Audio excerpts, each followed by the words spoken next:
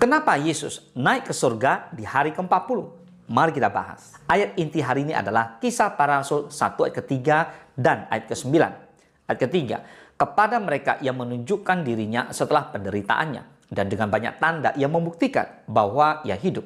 Sebab selama 40 hari ia berulang-ulang menampakkan diri dan berbicara kepada mereka tentang kerajaan Allah. Ayat 9, sesudah ia mengatakan demikian, terangkatlah ia disaksikan oleh mereka dan awan menutupnya dari pandangan mereka.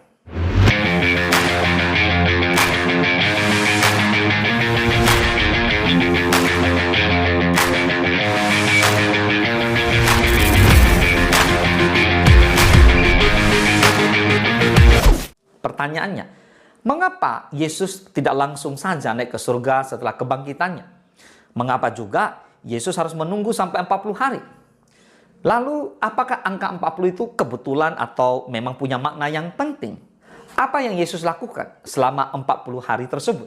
Dan yang terpenting, apa maknanya, kenaikannya bagi kita semua di hari ini? Mari kita bahas. Yang pertama, saudara, angka 40 adalah angka persiapan dan penggenapan. Di dalam Alkitab, angka 40 sering dipakai sebagai masa persiapan. Lihat, 40 hari hujan di zaman Nuh. Tertulis di Kejadian 7 ke-12. 40 tahun Israel mengembara di padang gurun. Tertulis di Ulangan 8 ayat kedua.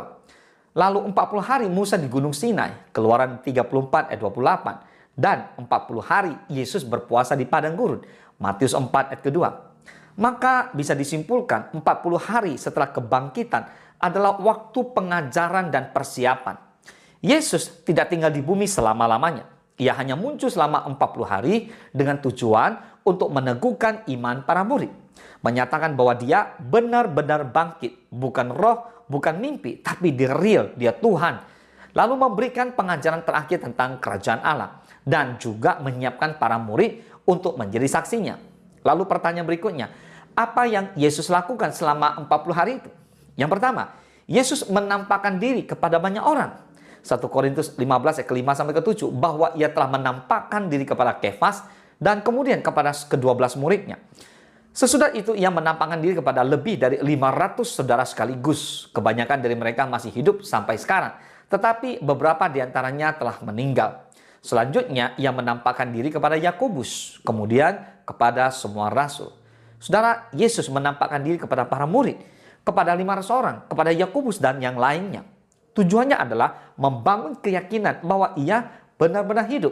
Lalu apa yang Yesus lakukan? Lihat, yang kedua, Yesus mengajarkan tentang kerajaan Allah. Di Kisah Para Rasul 1 ayat ketiga dikatakan kepada mereka yang menunjukkan dirinya setelah penderitaannya selesai. Dan dengan banyak tanda yang membuktikan bahwa ia hidup. Sebab selama 40 hari ia berulang-ulang menampakkan diri dan berbicara kepada mereka tentang kerajaan Allah. Yesus tidak membahas politik. Yesus juga tidak pernah mau bahas soal hal-hal yang berlawanan terhadap Roma atau persoalan ekonomi. Tapi Yesus memfokuskan mereka pada kerajaan Allah. Misi kekal yang akan mereka teruskan. Lalu berikutnya, yang ketiga, apa yang Yesus lakukan? Yesus memberikan amanat agung. Matius 28 ayat 19 sampai 20. Karena itu pergilah, jadikanlah semua bangsa muridku dan baptislah mereka dalam nama Bapa dan Anak dan Roh Kudus, dan ajarlah mereka melakukan segala sesuatu yang telah kuperintahkan kepadamu. Dan ketahuilah, aku menyertai kamu senantiasa sampai kepada akhir zaman. Yesus mempersiapkan para murid untuk pergi ke seluruh dunia untuk memberitakan Injil. Yesus memberikan sebuah amanat agung yang begitu penting agar semua murid-murid Yesus pergi. Jadikan semua bangsa murid. Artinya, murid-murid Yesus akan melahirkan begitu banyak murid-murid berikutnya. Dan Tuhan kasih pesan yang penting tentang baptisan, yaitu baptislah mereka dalam nama Bapa, Anak, dan Roh Kudus. Lalu yang kedua, sertai mereka dengan pengajaran. Jadikan mereka yang orang-orang yang dilatih, diajar. Seperti apa yang sudah Tuhan Yesus ajarkan pada murid-muridnya. Dan satu pesan yang sangat penting adalah Tuhan menyertai senantiasa sampai akhir zaman. Nah, ini tugas para murid dan tugas kita semua, orang-orang yang percaya kepada Yesus yang juga adalah murid. Amin. Lalu yang keempat, apa yang Yesus lakukan? Nah, yang keempat adalah Tuhan menjanjikan Roh Kudus. Di Kisah Para Rasul 1, 4 dan 5 dikatakan bahwa pada suatu hari ketika ia makan bersama-sama dengan mereka, ia melarang mereka meninggalkan Yerusalem. dan menyuruh mereka tinggal di situ menantikan janji Bapa yang demikian katanya. Telah kamu dengar daripadaku, sebab Yohanes membaptis dengan air, tetapi tidak lama lagi kamu akan dibaptis dengan Roh Kudus.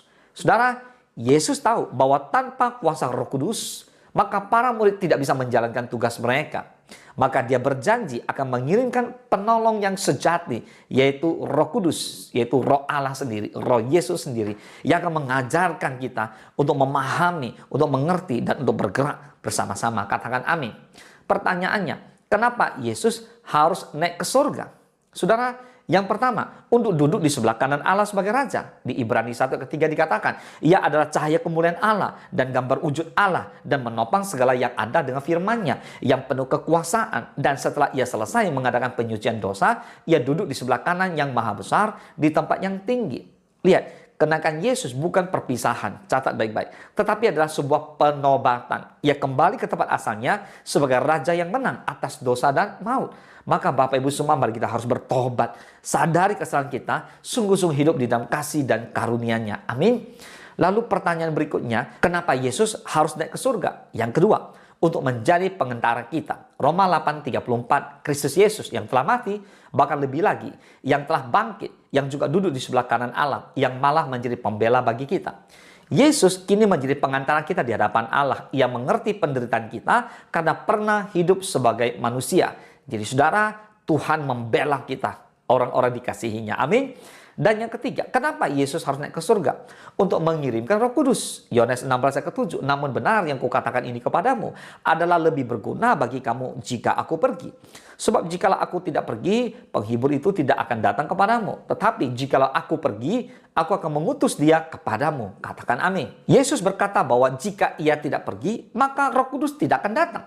Maka kenaikan Yesus ke surga adalah syarat turunnya kuasa dari tempat yang maha tinggi dan turunnya Roh Kudus kepada umat manusia. Katakan amin. Dan yang keempat, kenapa juga Yesus harus naik ke surga? Untuk mempersiapkan tempat bagi kita. Di Yohanes 14 ayat kedua dan ketiga dikatakan, di rumah Bapakku banyak tempat tinggal. Jika tidak demikian, tentu aku mengatakannya kepadamu. Sebab aku pergi ke situ untuk menyediakan tempat bagimu.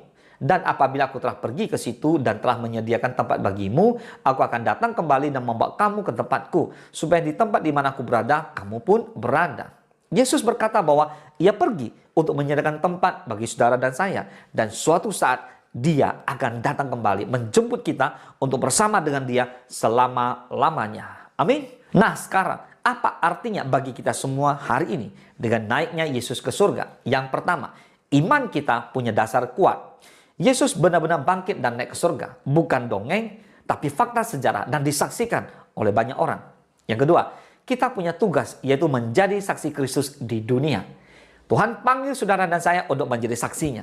Kita hidup bukan hanya untuk diri kita, tapi kita hidup untuk menyaksikan Injil Kerajaan Surga. Dan yang ketiga, kita tidak sendiri lagi, tapi kita punya Roh Kudus menyertai kita, dan kita diberi kuasa dan hikmat melalui Roh Kudus. Dan yang keempat, kita punya pengharapan. Mengapa? Karena Yesus akan datang kembali. Dia sudah naik dan dia akan kembali dalam kemuliaannya. Mari saudara, kita hidup dalam persiapan yang baik dan penuh dengan pengharapan. Yesus naik ke surga di hari ke-40 bukan secara kebetulan. Itu adalah bagian dari rencana ilahi Allah untuk meneguhkan para murid, menyiapkan gereja, menggenapi janji dan membuka jalan bagi kehadiran Roh Kudus. Pertanyaannya sekarang, sudahkah kita hidup sebagai orang yang percaya dan siap menyambut kedatangannya kembali? Jawab sendiri. Saya berdoa agar saudara, Bapak Ibu semua benar-benar sudah siap menyambut kedatangannya kali yang kedua. Katakan amin. Tuhan Yesus memberkati.